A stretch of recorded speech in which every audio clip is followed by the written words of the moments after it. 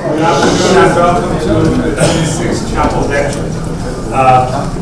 I'm absolutely delighted to host Dr. Gerry Wright from McMaster University, and he's going to be giving us a very enlightening and entertaining seminar, because I've been warned that his seminars are absolutely first entertaining, very much educational, and I've got to tell you that as a part of the research advisory committee, we had two choices for our seminar speaker, Dr. Chris Hatfield and Dr. Gerry Wright. And we ended up with Dr. Gerry Wright as our first choice. So sorry. So I'm sure that you're not going to be disappointed, and that does actually tell volumes about the amount of research that he's done and the caliber of research that he's conducted. He is obviously one of the best microbiologists in Canada. So having said that, what I would actually like to do is to give you a brief overview of the Chappel lecture and who Dr. Chappel was and is. The Chappel Memorial Lecture was established in 1988 through an endowment by Dr. Clifford Chappel, who unfortunately is not here today, but we will be sending Dr. Wright's seminar to him in form of a DVD. The lecture was established in memory of Dr. Clifford Chappel's father, Herbert James Chappel. And since that time, internationally renowned researchers have been invited to the University of Guelph to summarize their current research and discuss the development and progression of their program over the years. The lecture and informal meetings are meant to act as a source of inspiration for those who are engaged in or considering graduate studies in biomedical research. There is going to be approximately an hour or so devoted to Dr. Wright's seminar. Then after that, we're going to be going to 1707 OBC cafeteria for a reception. And I'm sure that Dr. Wright is going to be entertaining any questions right after the seminar or during the reception. Having said that, I would like to invite Dr. Elizabeth Sontin of OBC to do the formal introduction of Dr. Gerry Wright. We are very pleased to have Dr. Wright here to talk about resisting resistance, which I think is a great title. Dr. Wright is the director of the G.DeGroote Institute for Infectious Disease Research and professor in the Biochemistry and Biomedical Sciences Department at McMaster University. He is a chemist by training. His bachelor's degree and his doctoral degree are from Waterloo. And then he spent 2 years doing a postdoctoral fellowship at Harvard University. He's the founding director of the McMaster Antimicrobial Research Center and a Tier 1 CRC Canada Research Chair in Antibiotic Biochemistry. So he'll give us an approach coming from the perspective of the antibiotic, I suppose, rather than from the animal itself. He's had outstanding achievements as a scientist and has been recognized as a CIHR research scientist, a medical research council scholar. He's received the Premier's Research Excellence Award and the Polanyi Prize for the work that he has done in antibiotic resistance, mechanisms of antibiotic biosynthesis, and the discovery of new antimicrobials and antimicrobial targets. So without further ado, I introduce Dr. Wright. Thanks.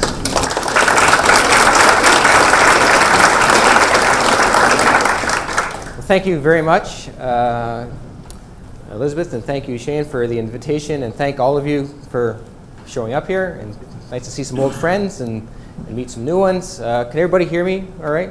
Or do I need to use the microphone? Good? We're good? All right. If I get quiet, just tell me to shout.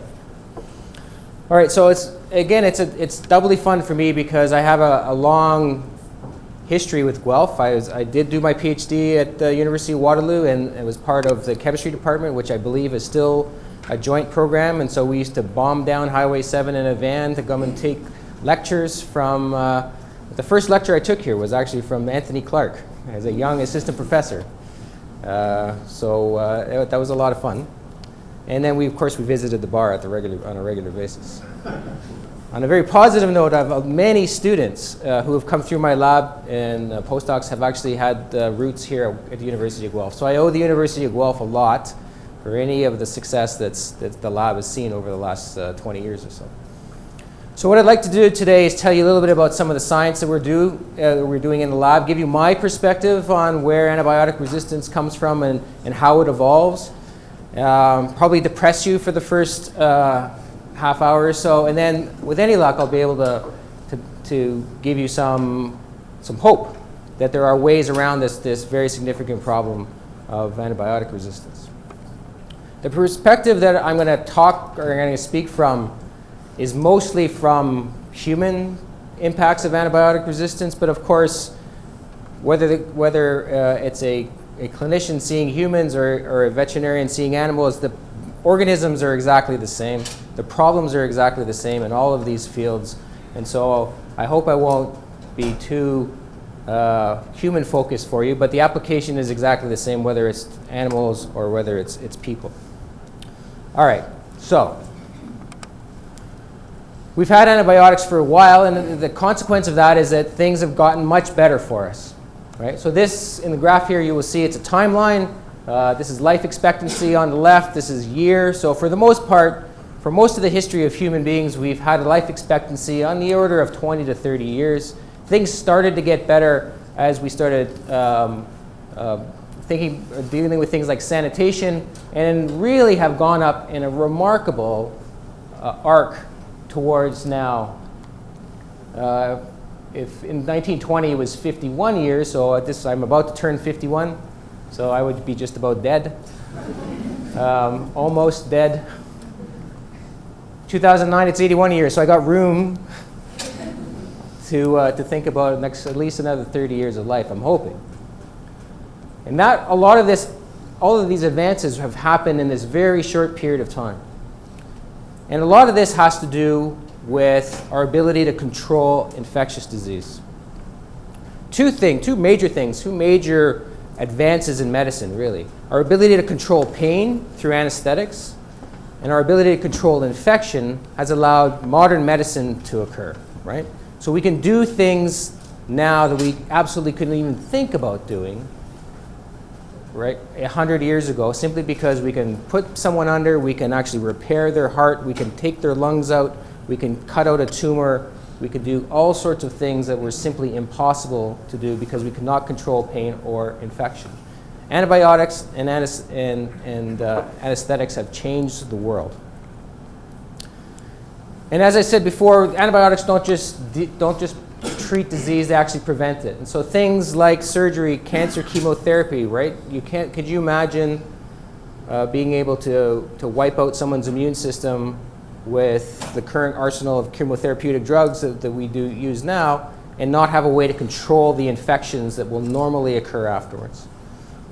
Organ transplantation, pretty much all of modern medicine, as I said before, is based on our ability to control infection, as well as our ability to just treat infectious diseases like we used to in the past. So the other consequence of having antibiotics is not only all of these wonderful things, but we got very complacent. And for example, this is a little quote that came from Time magazine in 1966. It says, all the experts agree that by the year 2000, viral and bacterial diseases will have been eradicated. So we kind of blew past 2000, but I think we can all agree that that didn't happen. And no flying cars either. So we're all have reason to be upset. And the other interesting quote came from this poor guy. I kind of feel bad for him because everyone trots out his picture. The Surgeon General of the United States in 1969 said it was time to close the book on infectious disease. And so what that meant is that there was a massive shift in where priorities were in medicine and medical research about 40 years ago, away from infectious disease and in towards other areas like cancer. So the war on cancer, not coincidentally that Nixon set up, happened only a couple of years later. So what that meant, of course, is that there was a lack of investment, a lack of continued interest, if you will, in the area of infection, and in particular of antibiotics. So where are we now? In 2014, we're in a pretty bad place, to be really frank. We're in a situation that the CDC, in a report last year, really outlined in a really nice way. These are all US statistics, so you can scale them back by a factor of 10 for Canada. 2 million people infected with drug-resistant pathogens, 23,000 dead, at least $1 billion direct costs, and probably another 35 plus in indirect costs. So the burden on not only human health, but also on the economy of a place like Canada, taking $5 billion out of our economy just because of our inability to treat infectious disease that we used to be able to treat, is really quite stunning.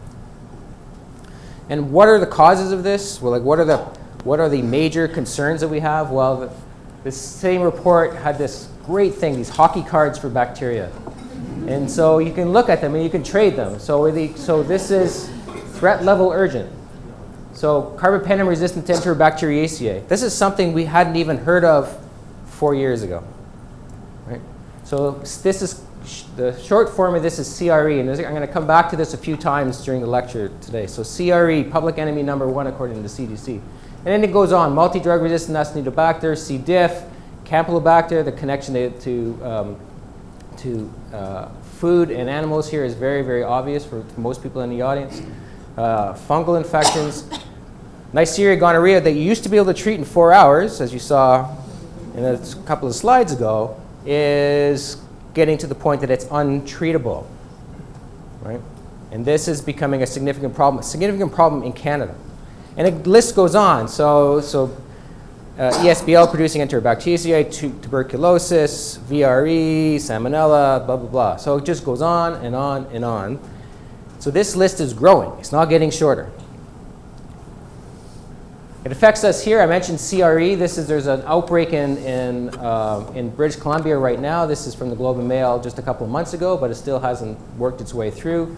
Carbapenem-resistant Enterobacteriaceae are at the front, on the front lines of the concerns that we have in human health, and still, and they've started to emerge as a significant challenge in animals as well, especially in places like China. So this is only going to get worse. And the important thing to realize here is that all of us are vulnerable to this. This is not just something that happens to people in a hospital or to cattle in a holding pen or to chickens in a processing plant. So this is me on a happier days. So that top of the Eiffel Tower is with my wife. We had a nice vacation, and this was me 2 weeks later. So I got a Salmonella bacteremia in Paris from eating contaminated food. And it turned out that it was actually drug resistant. So they got on the wrong drug at first, and then eventually I got onto the right drug, and that's me later. It was actually quite good. I lost about 25 pounds in a very short period of time, and I survived. But what happened here, and as a person who actually lived through this, when the drugs don't work, you're in the post-antibiotic era. This is what we're talking about now. When your antibiotics don't work anymore, you're either going to get over it or you're not. And I lived through that personally not so long ago. And it's no fun. This is for an organism that should be easily dispatched. This is not something difficult. This is just salmonella. Imagine what it's like in an ICU. Imagine what it's like in a feedlot. So this is the challenge we have to deal with. The history of antibiotics has been one of implementation. As you can see, here's a timeline again. So implementation is where the arrow starts, and where the arrow ends is where you get a significant amount of antibiotic resistance emerging in the clinic. This is in the clinic, but I'm sure the same thing happens at the farm. The take-home message from this slide, and this the same thing that happens for all antibiotics, is that none of these arrows go past the page. There's no such thing as an antibiotic for which you cannot get resistance. So all antibiotics are susceptible to resistance.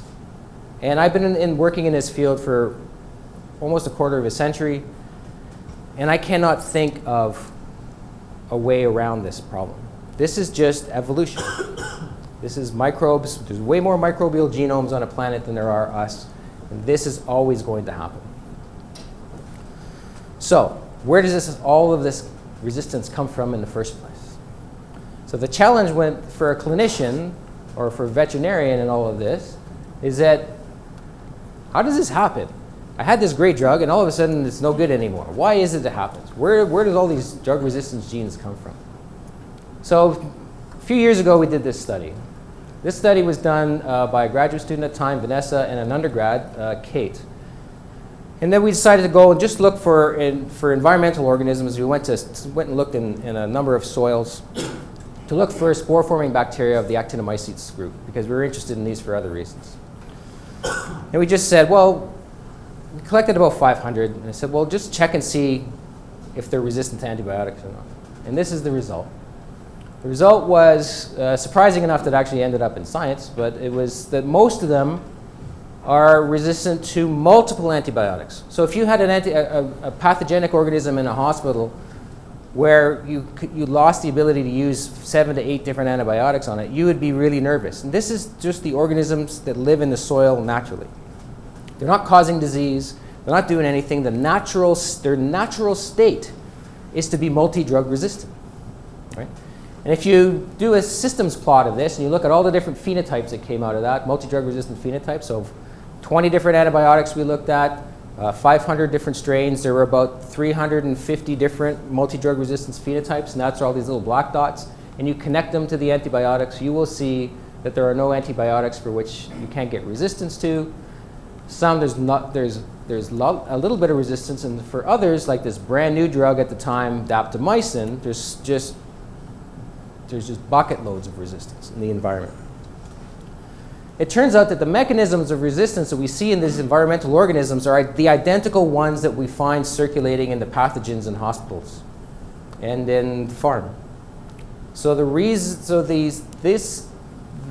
would suggest that environmental organisms are probably the origins of the drug resistance genes that we see, by and large, in hospitals and in animal husbandry. So we've since gone on and done several other experiments. One of the things we do these days is to look at entire metagenomes instead of isolating individual microorganisms. We just easily can easily pull out all of the genes in a metagenome from any kind of environmental sample, clone these genes, and then select for resistance.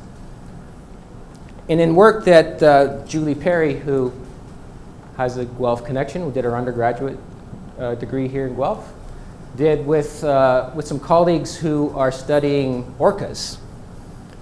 We decided to look at the fecal microbiome of orcas, which sounds disgusting, but we didn't have to do the collection. Apparently, it's not too hard. That you just go behind a boat and they float, and then you just collect them, and then we got the DNA.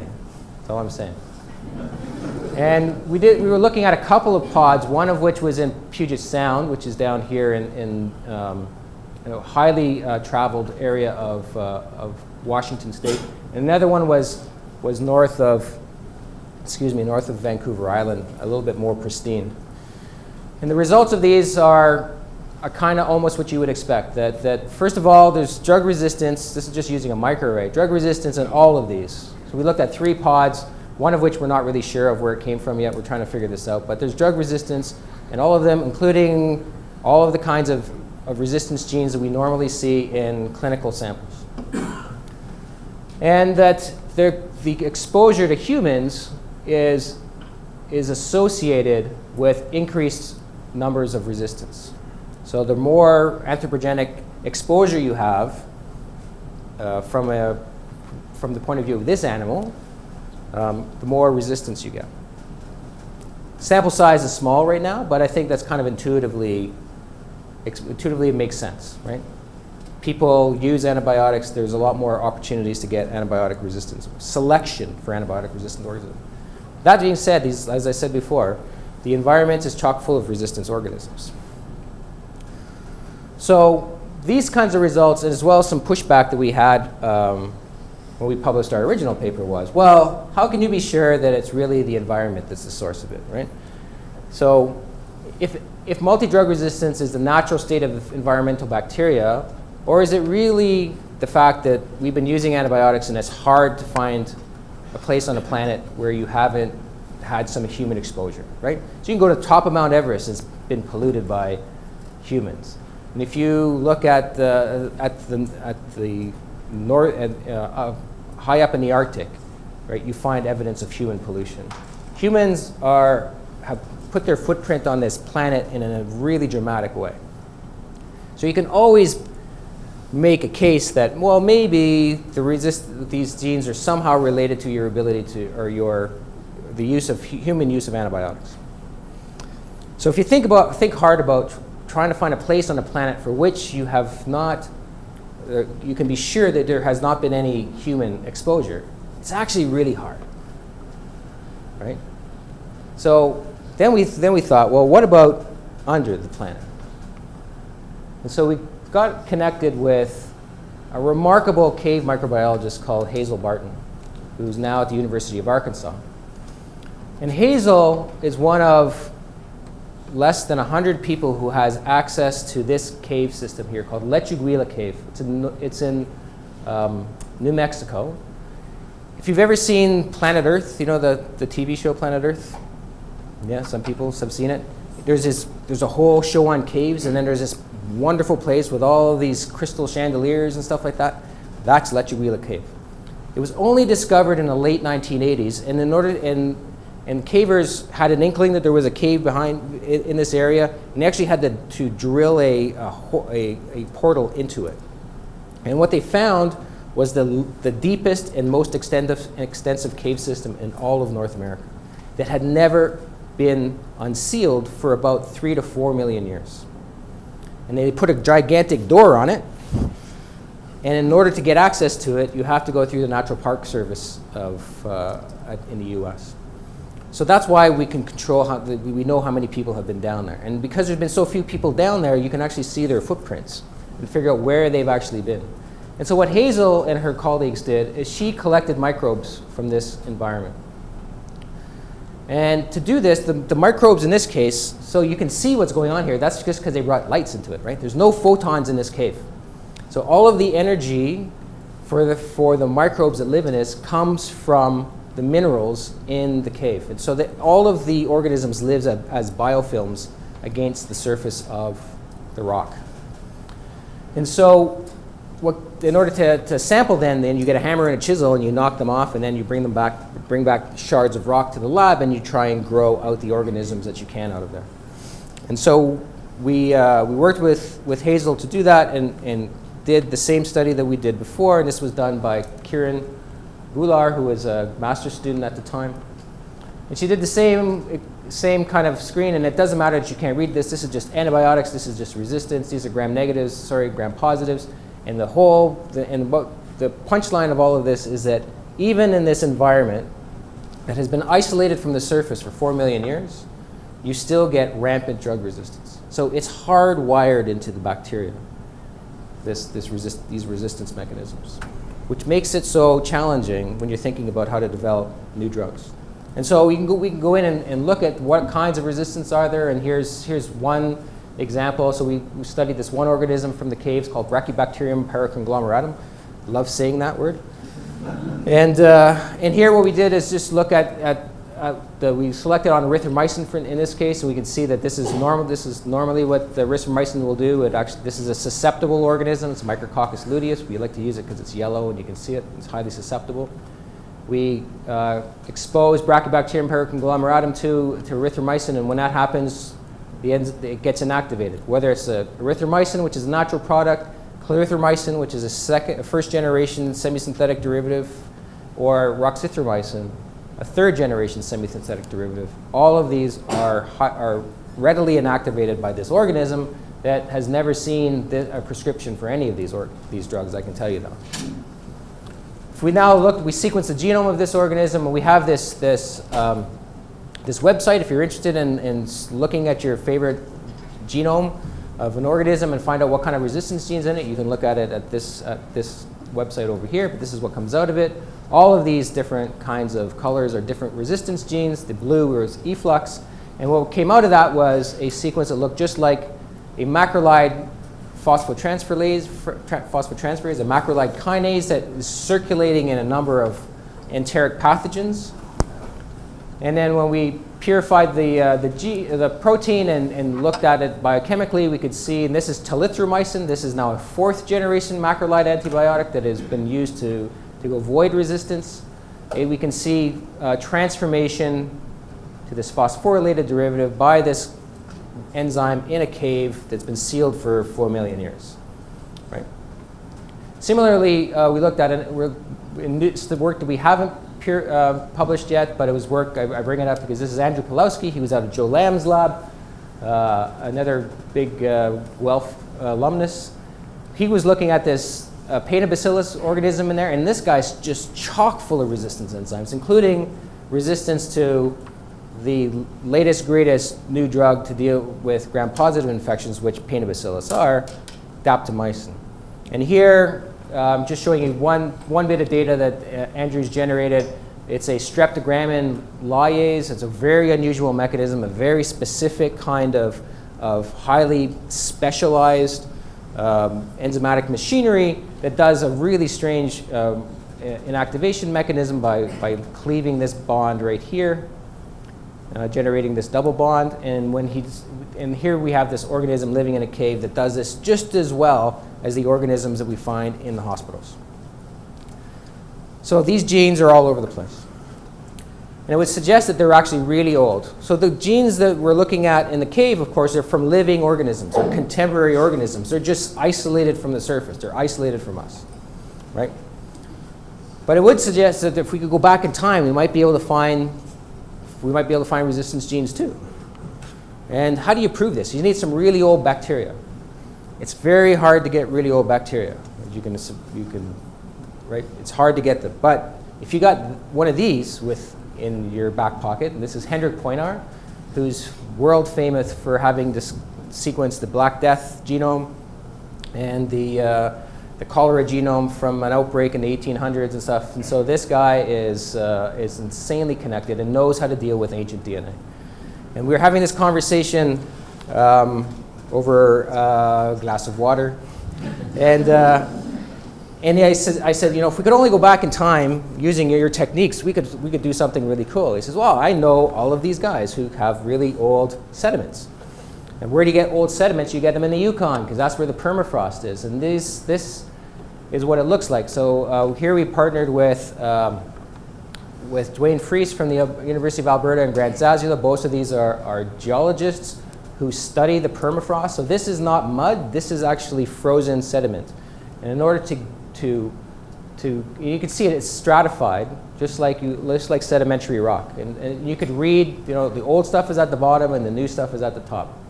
The really old stuff is up to 600,000 to 700,000 years old, and the stuff at the top is thousands of years old. And so this is how you get at it. You actually have to use tools like you would use in a mine, and you have to go in and you can get cores out. And then you take those cores and you bring them back to the lab. And this, because we want to make sure that we're not getting any contamination, this is all done in a clean lab at McMaster. And this was Vanessa and Christine King, who was in Hendrik's lab at the time. And in this clean lab, we have clean hoods, and we also have bandsaw and a drill press. And the bandsaw, we cut the tubes into hockey pucks, and then the hockey pucks, we core out small discs until we can be sure that there's no contamination on the inside. And the way that we do this is we actually paint these cores when they come out with E. coli expressing GFP. So until we keep looking for the GFP gene, until we stop seeing GFP, then we know that we're in pristine part of the core. And then we started looking for genes that should be associated with a sample this old. So the sample that I'm going to talk to you about is 30,000 years old, right, before humans came to North America. And so what we found was genes for the woolly mammoth. We found genes for longhorn bison that don't exist anymore. And we found genes for this extinct horse that doesn't exist anymore. We did not find genes for contemporary animals, like moose or grouse or spruce.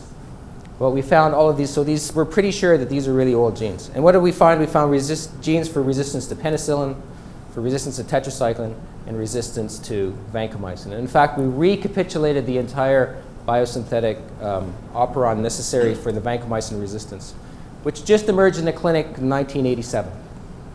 That very same genes, the very same proteins, all of that stuff existed a long time ago. So if you think about this on a global scale now, where there are something like 10 to the 30 prokaryotes, that's a lot of genes, it's a lot of history. We're thinking of a planet that is at least 4.5 billion years old, microbes that are probably 3.5 billion years old. When we're fighting against those kinds of numbers and that kind of ancient history, we're never going to win. That's why resistance is inevitable. That's why resistance is all across the planet now. And that's why all of those arrows on that graph have a beginning and an end. Right? So we're in this situation that is familiar to the evolutionary biologists of the crowd, called the Red Queen phenomenon. Right? And it comes back to this quote from Alice in Wonderland, where the Red Queen says it's all you can do to keep in the same place. So if we want to be able to keep modern medicine, all the things that we enjoy about modern medicine, like living till we're 81 instead of dying when we're 51, we have to have this ability to control infection. Our first line of defense for that is antibiotics, at least for acute infections. And so we need to keep searching for new drugs. But this is where we're at. So even though that's what we need, and even though this resistance is inevitable, and even though all the stuff that I told you is happening, we are paradoxically in the exact opposite space where we should be. So again, another timeline. This is 1980 and in 2010. This is a great little article by David Schlaze that appeared in Nature a couple of years ago. And so this blue line is the number of antibiotics approved. But these are US values, so by the FDA. So in 1985, just shy of 18. By 2009, we're down to about 1. So that's that trend. And here's the other trend that I just told you about. Increasing drug resistance. This is MRSA, VRE, fluoroquinolone-resistant pneumococci. Right? Compounding all of this is, these are the number of companies doing research in antibiotics. 1990, when I started working on antibiotic resistance in a big way as a postdoc, 18. Looked like I'd probably get a job. Now, 4. So this doesn't make sense, but it's the reality. So what does the world of antibiotics look like? So these are cause of death data from StatsCan. So right now, heart attacks and stroke and cancer account for about 75%. And then other diseases, like diabetes and Alzheimer's and a little bit of infectious disease. About 3% of cause of death in the current StatsCan data would suggest that you're going to die, any one of us here is going to die of an infectious disease. Instead, we're going to die of these things. These are diseases of old age. Compare this to what it was like before antibiotics. So this is the data from 1920 to 25. We still have heart attack and stroke and cancer, but they represent a much smaller component. And these are all the infectious diseases. The interesting thing here is that accidents are still the same. The chances of you dying of an accident in 1920 are the same if we're dying of an accident in 2009. So that's kind of an cool internal calibration. We're still as clumsy as we always have been. But here's the difference: 3%, 56% infectious disease. So I think this is something we need to be aware of, and something that hopefully our governments have become aware of, and folks investing in drugs are aware of. So what are we going to do? So that was the first part. I said I was going to depress you. And hopefully I can tell you that there's actually, the end is maybe not nearly as near as it needs to be. That's a really equivocal statement, isn't it? All right. So let me tell you, there's all sorts of ways that we can solve this problem. It's going to take brains, it's going to take will, and it's going to take money. But one of the obvious things we need to do is find new antibiotics, right? Assuming that that can be found. And the other thing that we can do is rescue old antibiotics. So we call these legacy antibiotics. The penicillins, the tetracyclines of the world, these are still great drugs. If it wasn't for resistance, they'd be great. They're great because we know how to use them in the clinic. We know about their side effects. We know about all these things that is important in the drug discovery business. If we could find some way to rescue them, we'd be good. So let me tell you about two stories, or a few stories that we're working on in the lab that has to do with these two areas. So first, new antibiotics. It turns out that one of the reasons why drug companies have gotten out of the area of antibiotics is that the chemical matter that they have been relying on is the wrong one. So all the antibiotics that we discovered in what we now call the golden age of antibiotics, roughly between 1940 to 1960, all of them came from microbes. Right? They did not come from chemists in the lab making molecules. Almost all the drugs that are used for human biology come from chemists in the labs making molecules.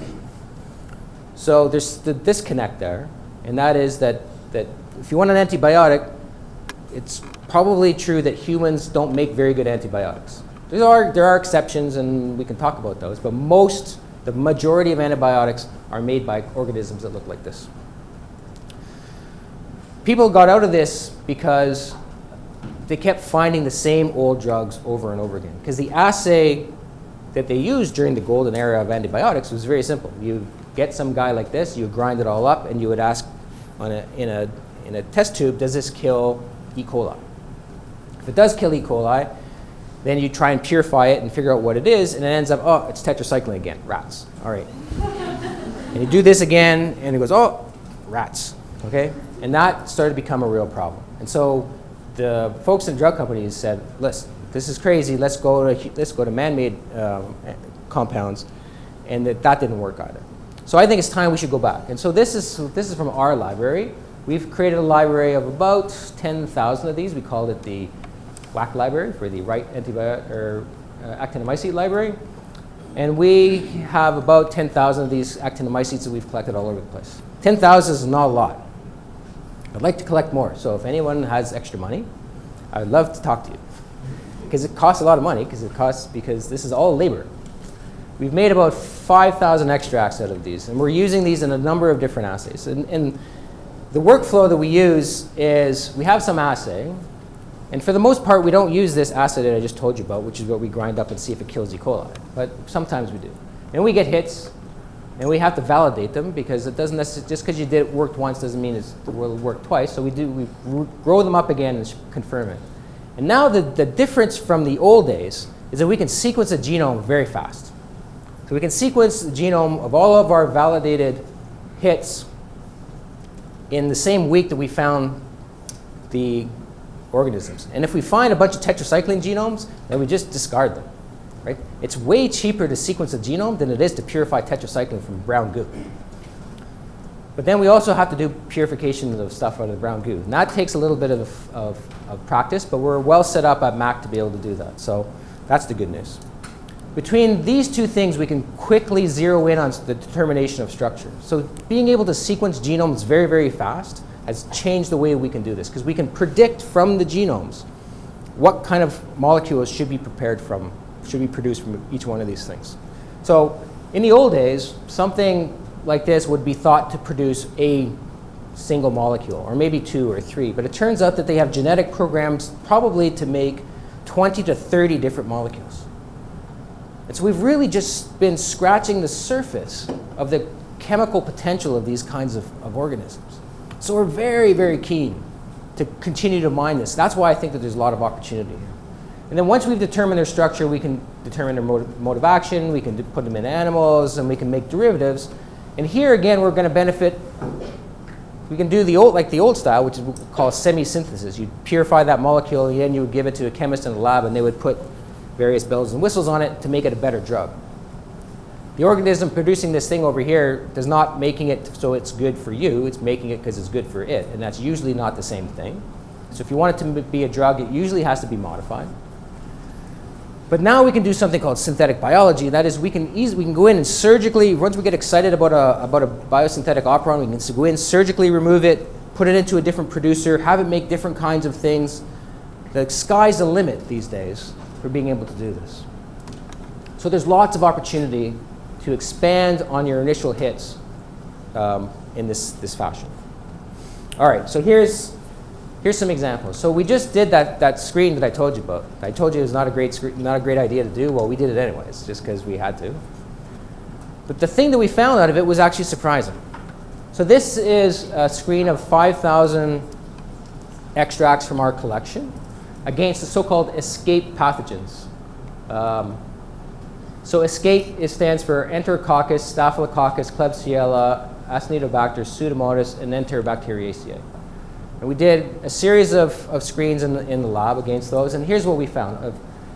So these are the individual organisms. This is Enterococcus faecium, Staph aureus, Acinetobacter, etc., Klebsiella.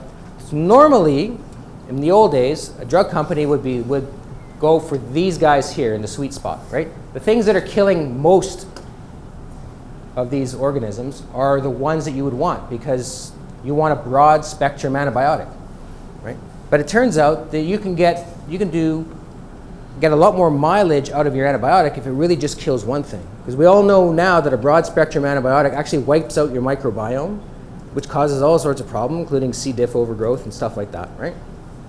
So if you had a staph infection and you had a molecule that only killed staph, that would be really good.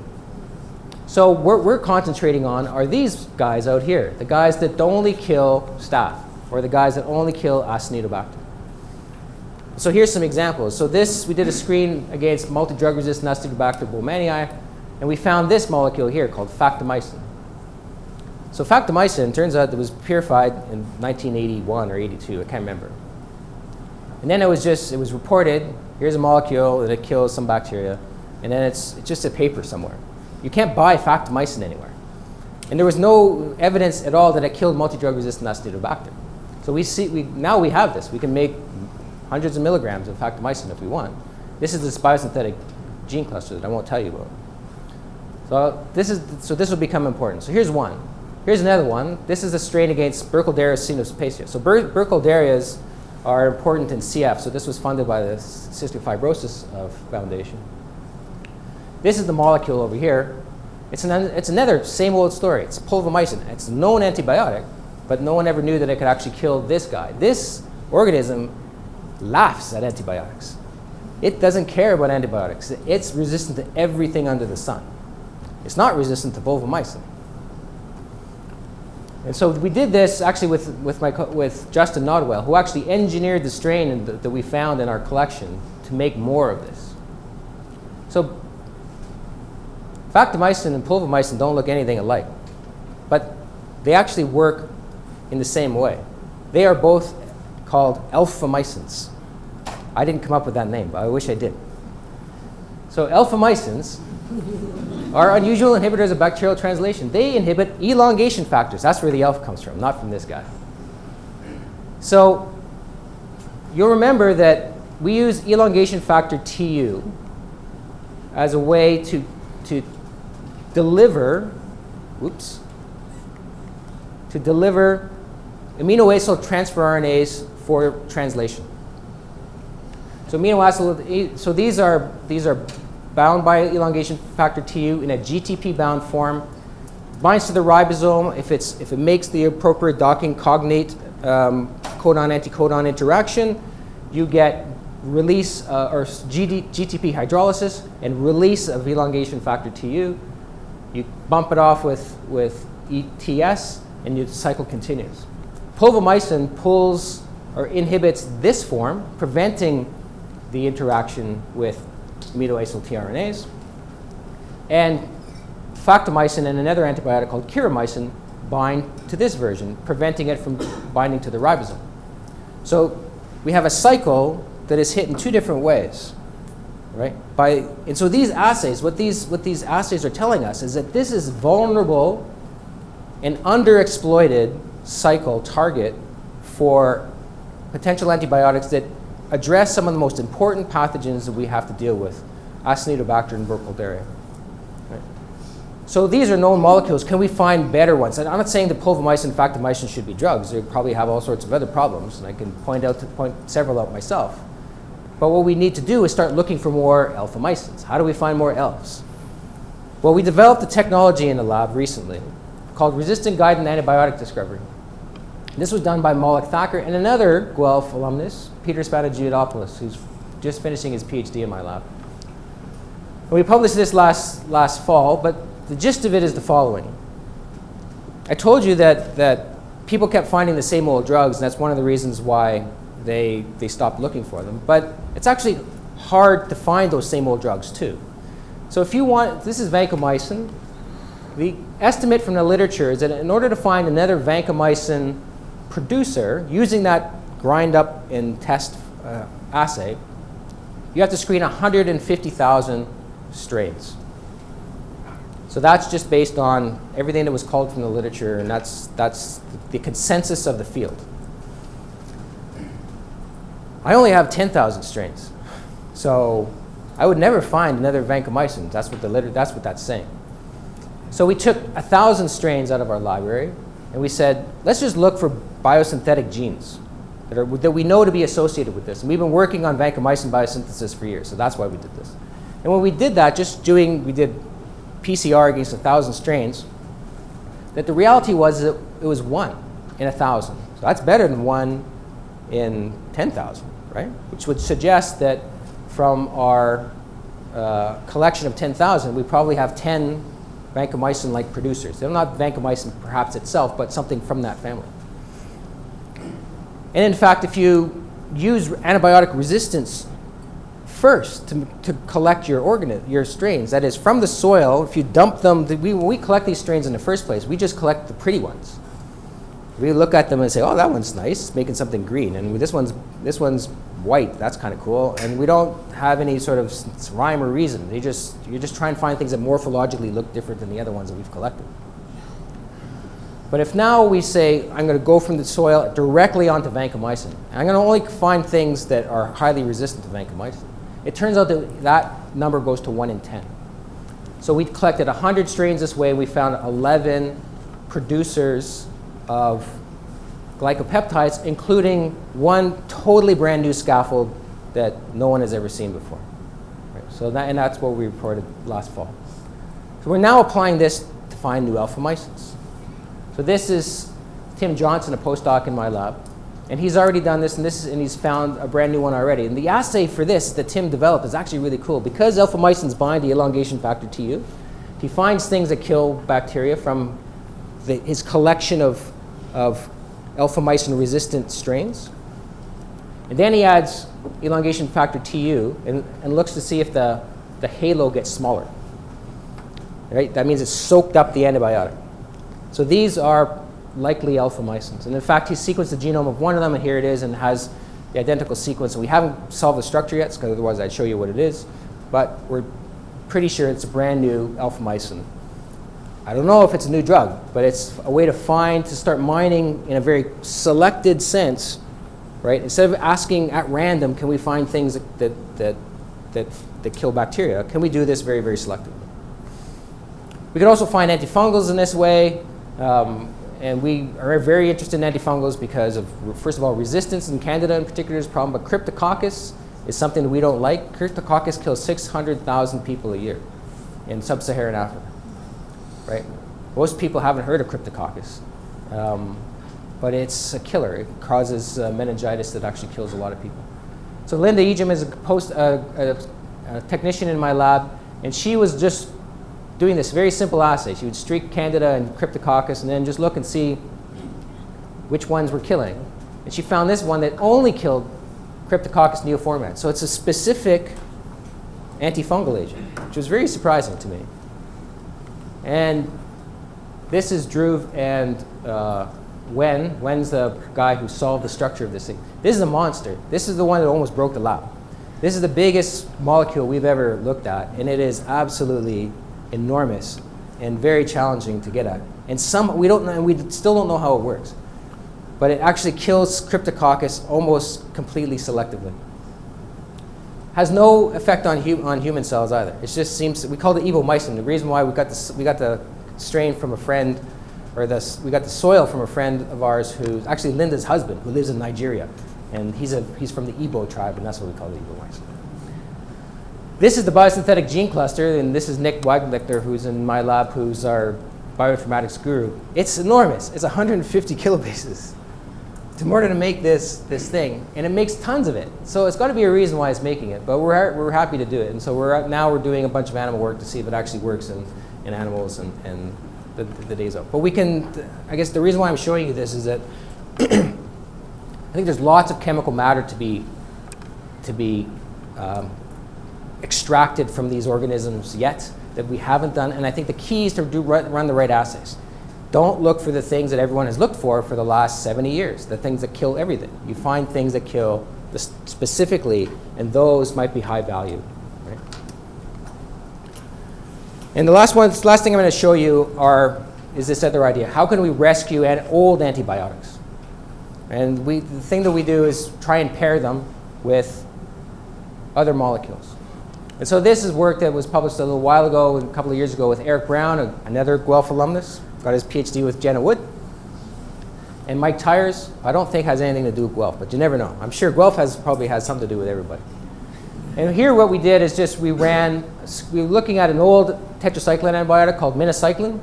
Sorry, I keep going over on this side, sorry. And we ran it against a library that we have of, here we used previously approved drugs. These are bioactive compounds, right? It's about 1,100 of these. These are things that you find in the FDA Orange Book, off-patent drugs. What are things that people already take?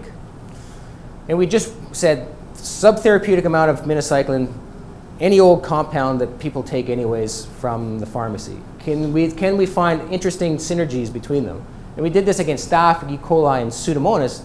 And the cool thing is that we found a really nice one that works against 2 gram-negatives, Pseudomonas aeruginosa, which is completely resistant to minocycline otherwise, and E. coli. Has no effect on Staph aureus. And this is what this combination is. It's minocycline and Imodium. Right? Imodium has no antibiotic activity, right? It's a mu-opioid receptor agonist.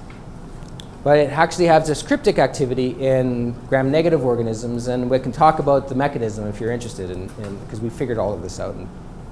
Another one that we found was this old cephalosporin, cefuroxime, and a blood pressure medicine called ticlopidine that specifically acts against MRSA, not sensitive Staph aureus, but just drug-resistant Staph aureus.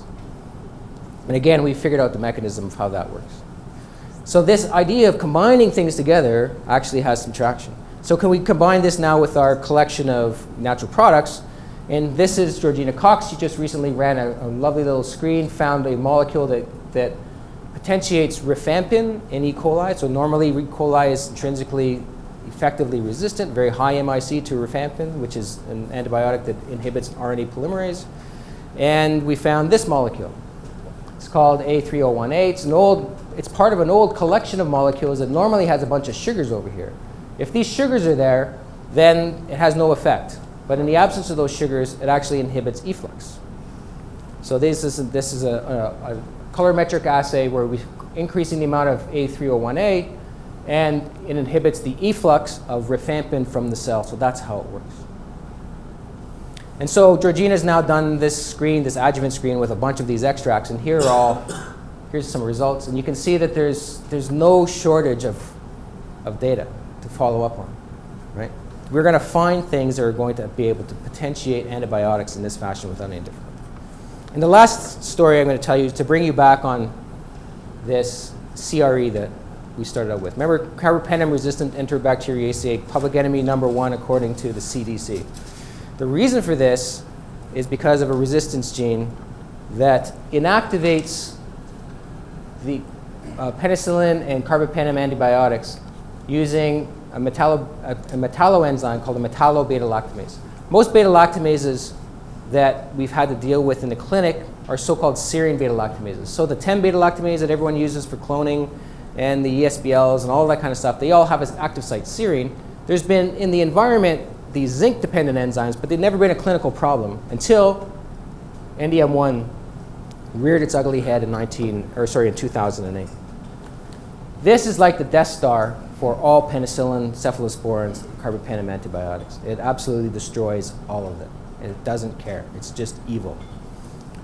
So if we could find a molecule that blocks this, then this would be a good thing. So this is Andrew King. Andrew King did a screen as well with our WAC library, and he found this guy here. This turns out that WAC 138 is a fungus. It contaminated our library, but we're happy that it did. It's actually an Aspergillus organism, and it produced this compound here. It's a known compound. It was found in France in 1964, associated with wilting of leaves. So they found this fungus growing on these leaves. It caused this thing, and so the French chemists isolated this compound called AMA, Aspergillomyrasmine A. And Aspergillomyrasmine A was actually reinvestigated as a potential inhibitor of enzymes, human metalloenzymes, and it failed. It failed because it wasn't very good. But it turns out that it's pretty much completely non-toxic. But the good news is it completely wipes out metallo-beta-lactamases. So this is NDM1. This is just an IC50, a dose-response curve. This is another flavor of metallo-beta-lactamase called VIM. These are all the serine beta-lactamases. It does nothing to those, as you would expect. This is a screen of about 225, not about, but actually 225 clinical strains that contain these metallo-beta-lactamases, and you can see it rescues the activity of meropenem, carbapenem activity, and almost all of them that contain this gene, including pseudomonads, which is very challenging to deal with.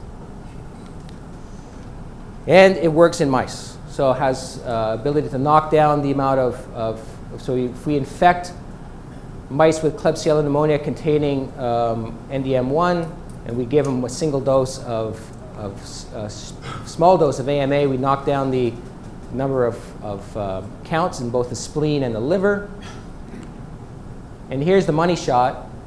If we do this, 10 mg per kg, 30 mg per kg of AMA, of meropenem and of AMA, what we do is we can completely rescue what is a completely fatal infection in almost all the mice.